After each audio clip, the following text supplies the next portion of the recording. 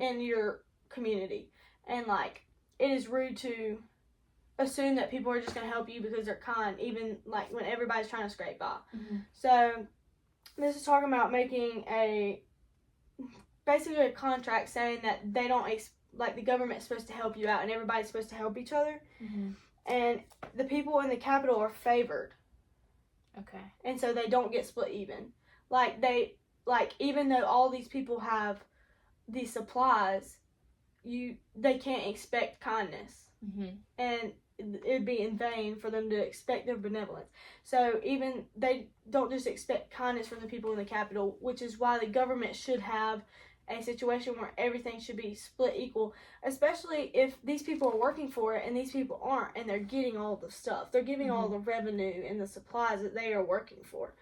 And so the people in the capital are favored. They don't work together, and all the supplies and revenue, like I said, is sent to the capital for anything they want. Like, especially for the games, like all the work, like construction, like electricity, like technology gets sent to the capital, and they can do whatever they want with it. And that's just like, so that corruptness, like letting the government choose to give it to one section of people, to choose one section of people over the others, and that shows how corrupt they are, and that would spark rebellion. Because if our government was so corrupt that they picked one state and they decided to take all of the wealth, all of the supplies that we work for, all of the revenue that we earn, and send it to that one state, and they can just live however they want. They can just sit at home every day eating and watching TV and enjoying life and watching us die for entertainment. That just shows how corrupt it is, and that would make rebellion spark, because Katniss especially would sit at home every day, and she knew it more than most people in her town, because people would die in the mines, and her father died. And after that point, her mother was grieving, so she had to provide the food. She had to learn how to hunt. She had to use her skills that her father taught her to provide food for that family as a young child. So she knew that how hard it was to scrape by and to earn for a living. And then she went to the capital and saw all these people. Like, especially when she got sent to the capital to play in the games, she got to see all these people eating how much they want, using these drinks to throw up so they could eat even more, while she knew people in her town were starving.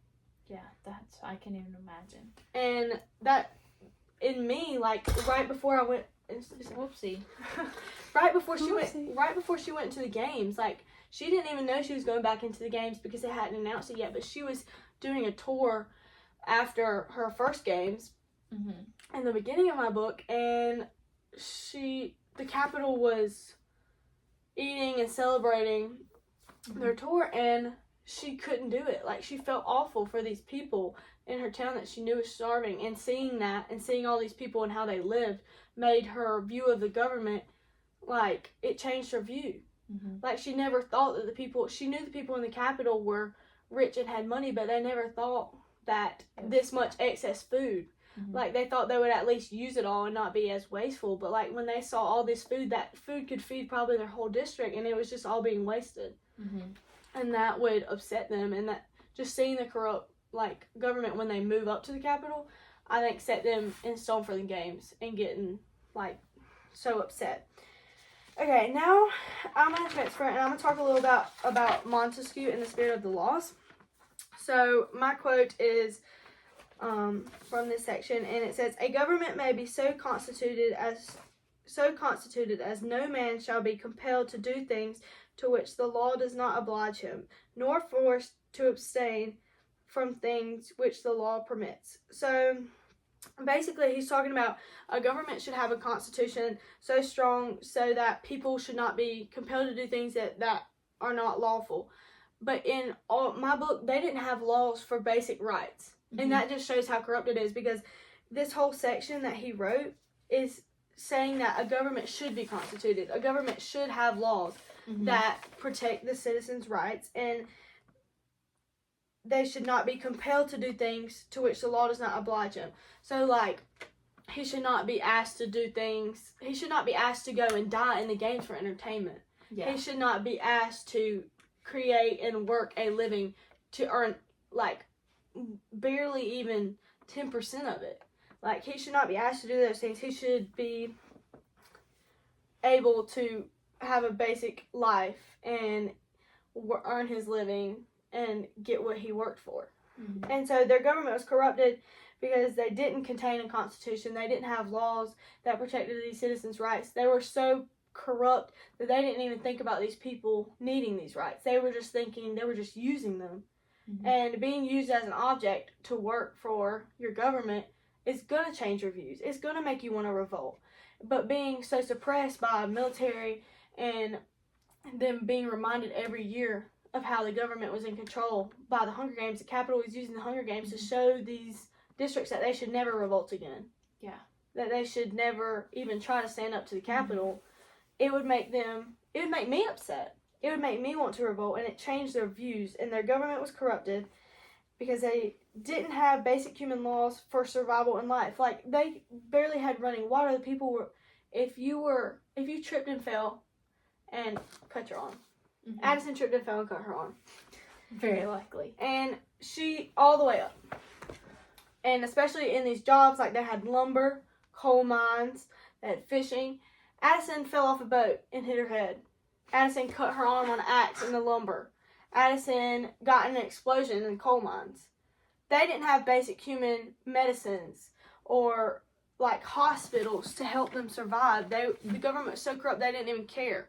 The workers that were providing all that they had in the Capitol, every single piece of revenue that was coming from these districts, and they didn't even care about the people who were doing it. They weren't grateful. They tortured them, basically. They put them basically in a little camp. They put them in a camp to work for a specific reason. And that's awful. That's terrible. I can't even.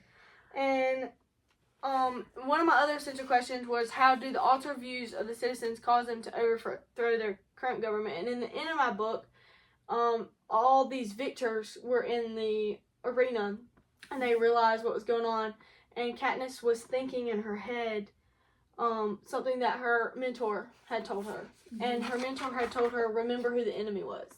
And when she was going into the game, she was thinking, like, her enemy is anybody that's not her and Peeta. Like, she needed to kill these people to live. And that's what she was thinking. But in the moment, at the end of the game, she realized that he was talking about the corrupt government and the corrupt leaders. And that's who her real enemy was. And she did something that revolted, and it saved multiple people in the games, and there was not one victor. It caused the Hunger Games to stop. It messed it up. They couldn't televise it because something had gone wrong, and the Capitol didn't want to show that their failure for the games to work. And so that's just proof that the altered views of the citizens made them overthrow what's going on. So basically, how do corrupt leaders change citizens' relationship with the government? Through these things, I've explained that the corrupt leader made them split into social districts. They made them go into the Hunger Games to die. They didn't give them a basic constitution with rights. And this changed their relationship with their government by wanting to revolt or feeling hatred towards them. And it made them view the people in the Capitol as people that weren't grateful for what they did or thankful. And they viewed them as wasteful people who used their supplies however they wanted and didn't care about the people in the districts who had worked for it. All right, we had a great time. You have to start over. Okay, I'm gonna leave it. 3, 2, 1. All right, we had a great time discussing our novels, and we hope you learned a little bit about social divisions and rebellions and corrupt leaders. And the government. And how the government related to our books that we chose, and how we used our primary sources to back up our book. All right, we'll see you next time. Bye! Goodbye.